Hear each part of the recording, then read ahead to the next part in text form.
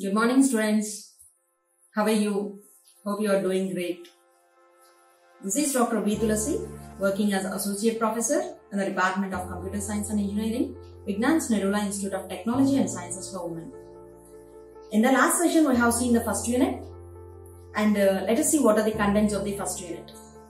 In the unit 1, we have seen the structure of the complex systems, the inherent complexity of the software, attributes of the complex system, organized and disorganized complexity, bringing order to chaos, designing complex systems, evolution of object model, foundation of object model, elements of object model, applying the object model.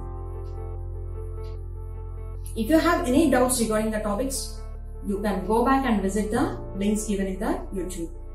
Coming to the today's session, we are going to see the contents of the Unit 2. Coming to the syllabus of Unit 2, today we are going to study about the classes and objects.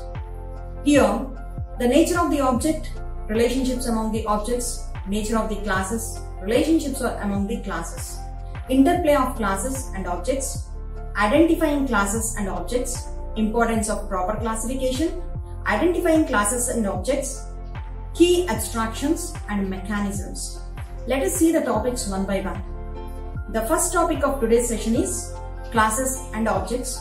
Here we are going to see the brief introduction about the classes and objects.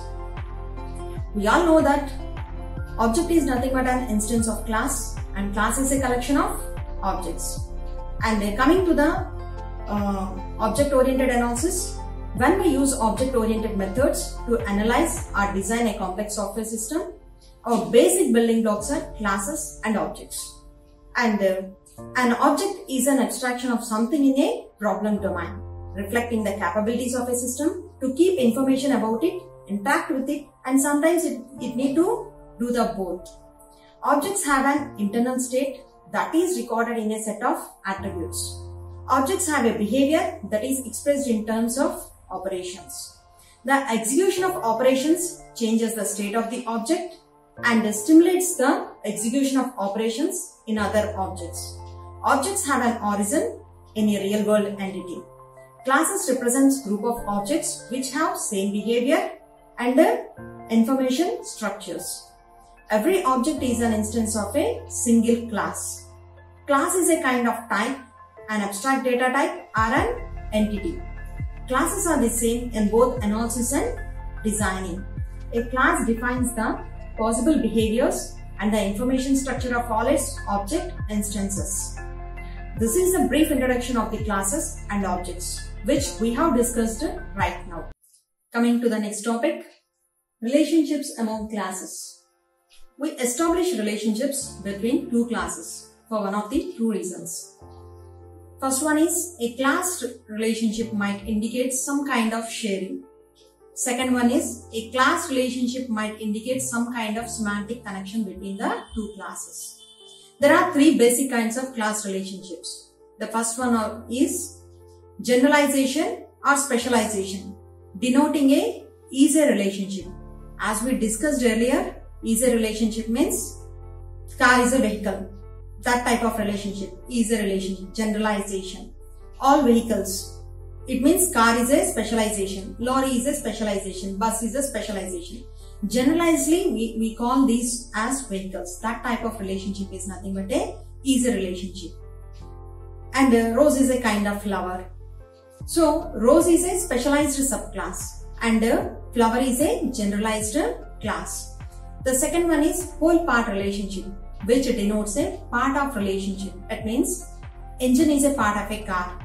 A petal is not a kind of a flower. It is a part of a flower. This type of relationships can be represented as whole part relationships. The third is association, which denotes some semantic dependency among otherwise unrelated classes, such as between ladybirds and flowers. It means ladybirds and flowers, these both having a relationship that is semantic relationship that represented by using this type of associations. As another example, roses and candles are largely independent classes, but they both represent things that we might use to decorate a dinner table. So these type of relationships can be represented by using this type of association. So here we have seen three kinds of relationship. First one is specialization and generalization kind of relationship. That is easy relationship. Next one is whole and part relationship that can be represented by using this aggregation relationship. And third one is semantic relationship that can be represented by using this association. Specifically, most object-oriented languages provide direct support for some combination of the following relationships. Here, association, inheritance, aggregation, using, instantiation, metaclass. These are the relationships which we are using in the classes. Coming to the first relationship, association. Association means which denotes some semantic dependency among otherwise unrelated classes. Of the different kinds of class relationships, associations are the most general. The identification of associations among classes is describing how many classes or objects are taking part in the relationship. See the PPT here. Here we see the wheel and a vehicle. As an example for a vehicle, two of our key abstractions including the vehicle and wheels. As shown in the following figure, we may show a simple association between these two classes, the class wheel and the class vehicle. This type of association means wheel and a vehicle. Those type of relationships can be represented by using a association. Here you can see the multiplicity also. Car may have many wheels and a vehicle is one and vehicle may have many wheels. That relationship, it means multiplicity can be represented in the association. So multiplicity means this multiplicity denotes the cardinality of the association. There are three common kinds of multiplicity across an association. One to one, one to many, many to many. As I told you, one to one means if an organization contains only one employee, it means organization 1 and employee 1. That type of relationship can be represented by using one to one multiplicity. And one organization contains many employees. That type of relationship can be represented by using one to many. So organization is 1, employees are many. Many can be represented by using star symbol or n. Many to many. Many to many means an organization may contain board of directors. So employees are many and employees also many. That type of relationship can be represented by using many to many. And next, coming to the next relationship, that is inheritance. Inheritance, perhaps the most semantically interesting of the concrete relationships, exists to express generalization, specialization relationships. Inheritance is a relationship among classes, whereas one class shares the structure and behavior defined in one or more. If it is one means single inheritance, it means one class shares the properties from single class, then it is known as single inheritance. If the class shares the properties from multiple classes, then it is known as multiple inheritance. Inheritance means that subclasses inherit the structure of their superclass. Space probe. Report back to ground stations with information regarding states of important subsystems. And different sensors such as relayed information is called telemetry data. From the PPT, the information is about the figure in the PPT. We can take an example from the telemetry data of our illustration. Here, telemetry data and electrical data. Telemetry data is a superclass and electrical data is a subclass. Here, the electrical data inherits from the superclass telemetry data. So here the data is timestamp and ID are the attributes which are protected, and transmit and current data are the public class, the public operations. Those are inherited by the subclass. In that also you can see the transmit and current only transmit information, operation is inherited from the superclass. These type of relationships can be represented by using this inheritance. And coming to the single inheritance. As you can see in the figure illustrates the single inheritance relationships deriving from the superclass telemetry data. Each directed line denotes easy relationship. For example, camera data is a kind of sensor data, which in turn is a kind of telemetry data. This type of it means only one superclass and the remaining subclasses inherit the properties of the superclass. Then this type of relationship is known as single inheritance. And coming to the multiple inheritance, you can see the figure in the PPT. Here, see, if you see the figure, consider for a moment how one might organize various assets such as saving accounts, real estate, stocks and bonds. Saving accounts and checking accounts are both kinds of assets, typically managed by a bank. So, we might classify both of them as a kinds of bank accounts, which in turn are kinds of assets. Stocks and bonds are managed quite differently than bank accounts. So, we might classify stocks, bonds, mutual funds and the like as a kinds of securities, which in turn are kinds of assets. Unfortunately, single inheritance is not expressive enough to capture this lattice of relationships. So, we must turn to multiple inheritance. Here, you see the class security is a kind of asset as well as a kind of interest-bearing item. Similarly, the class bank account is a kind of asset as well as a kind of insurable item and interest-bearing item. So, this type of relationship, it means one class inherits properties from different types of superclasses, then it is known as multiple inheritance. If a subclass inherits the properties from one superclass, then it is known as a single inheritance. If a superclass inherits the properties from multiple superclasses, then it is known as multiple inheritance. Coming to the next relationship, that is polymorphism. Polymorphism is a concept in a type theory, wherein a name may denote instances of many kinds of classes as long as they are related to some common superclass.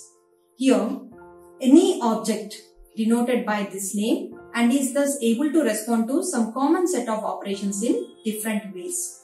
With the polymorphism, the class in the hierarchy can implement an operation differently. See the figure here, which shows the base class display item along with three subclasses: circle, triangle, rectangle. Rectangle also has one subclass named solid rectangle. In the class display item, suppose that we define the instance variable the center, which is used to denote the coordinates of the center of the displayed item along with the following operations. Draw means to draw the item. Move means to move the item. Location, return the location of the item. The operation location is common to all the subclasses and therefore need not be redefined, but we expect the operations draw and move to be redefined, since only the subclasses know how to draw and move themselves. So here, if you observe the figure is having the same type of, the figure having the same type of operations, then we no need to redefine the same type of operations. We can extract, we can call with the same name. That type of relationship can be represented by using this polymorphism. Next, coming to the aggregation.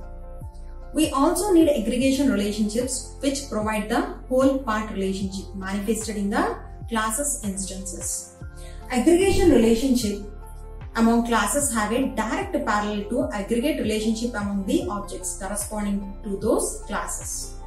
In the PPT, you can see the figure. The class temperature controller denotes a whole and the class heater is one of its part. So this type of relationship, whole part relationship, can be represented by using this aggregation.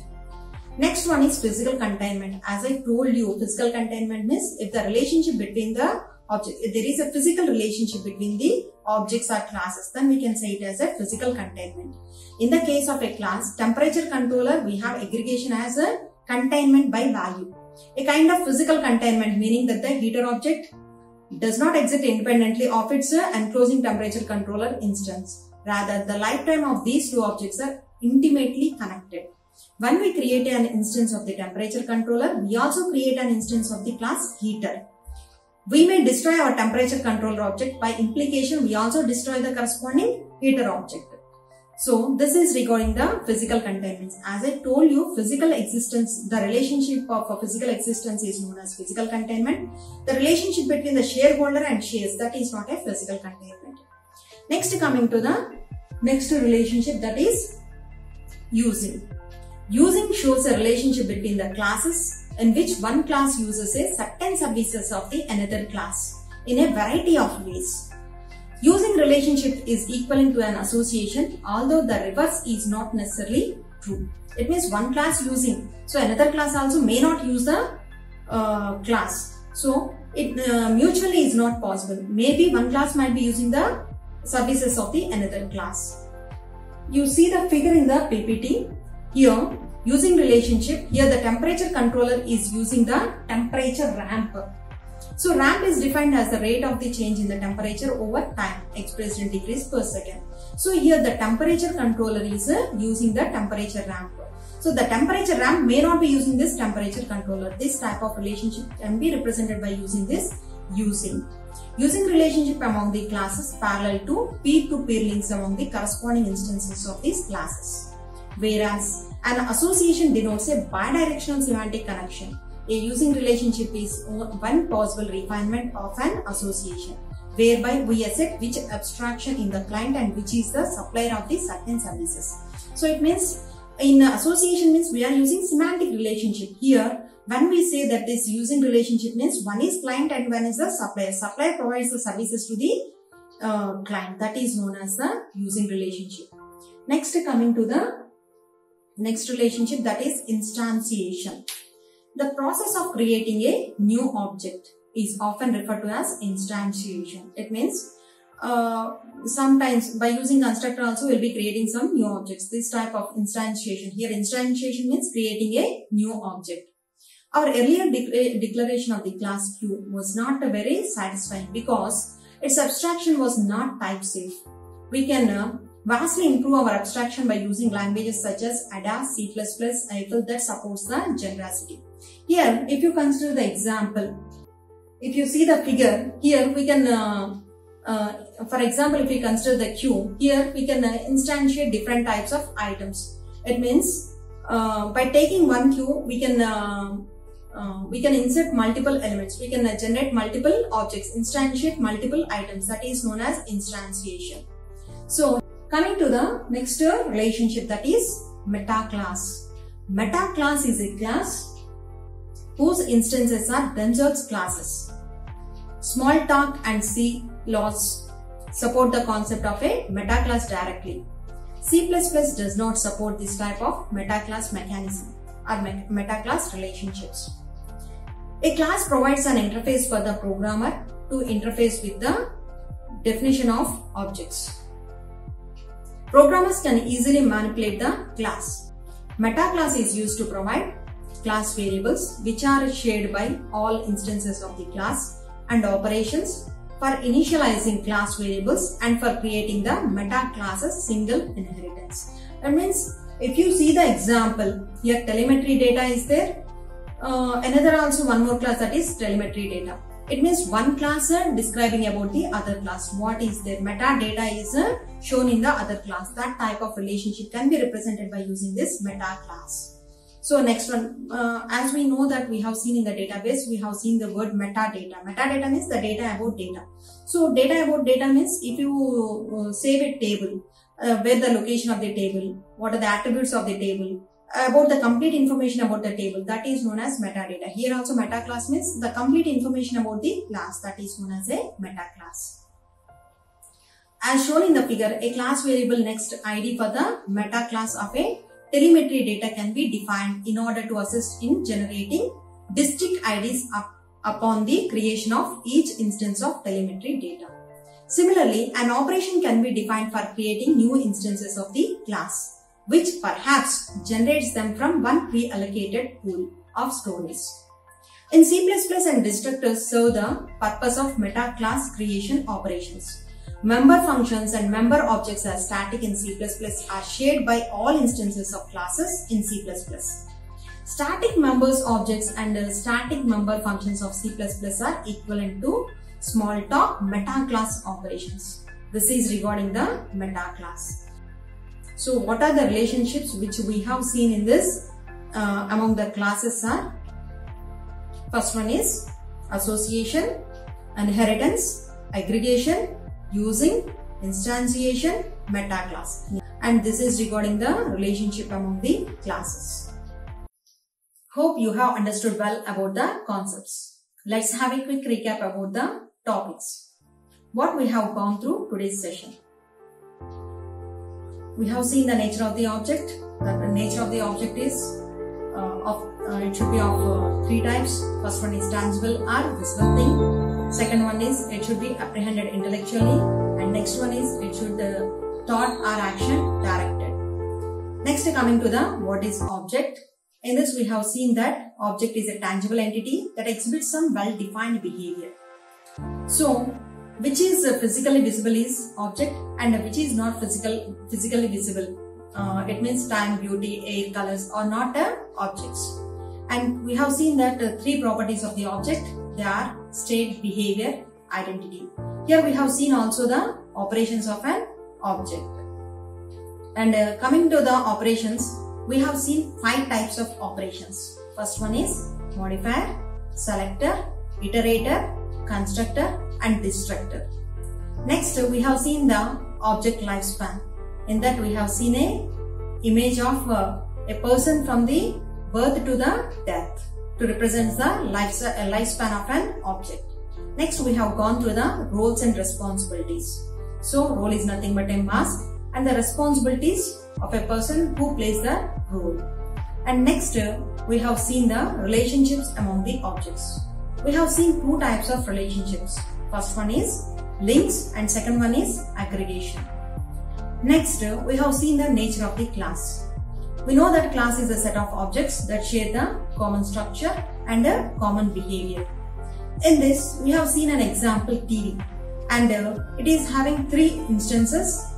First one is Derek's and second one is John and Job. These are the 3 instances of a class TV, and that example we have seen in the nature of the class. Next we have seen the class life cycle. In this life cycle, how the class is interacting with the other operations has been seen. Relationships among the classes has been seen here. The relationships are association, inheritance, aggregation, using, instantiation and metaclass. Next we have seen the interplay of classes and objects. And next we have seen the classification. And the classification means whereby we order the knowledge. Here we have seen the difficulty of the classification. Next we have seen identifying the classes and objects. In this we have seen 3 types. First one is classical categorization, second one is conceptual clustering and third one is the prototype theory. And coming to the next one, how you identify the classes and objects by using this object-oriented analysis. Here we have seen 6 approaches. First one is classical approach and second one is behavioral analysis, third one is domain analysis, fourth one is use case analysis, fifth one is CRC cards and sixth one is structured analysis. And next we have seen the key abstractions and mechanisms. In this we have seen the how to identify the key abstractions, how to find the key abstractions. And in this unit we have entirely covered about the objects and classes. And now coming to the quiz part. See, in the quiz part I have given some questions. Those are: what is an object? What is a class? What are operations of objects? What are relationships of objects? What are the roles played by object during the participation in link? I told the 3 roles. If you can remember those 3 roles, you know the answer. What are the relationships of classes? What are the types of inheritance? Inheritance also I told 2 types. First one is single inheritance, second one is multiple inheritance.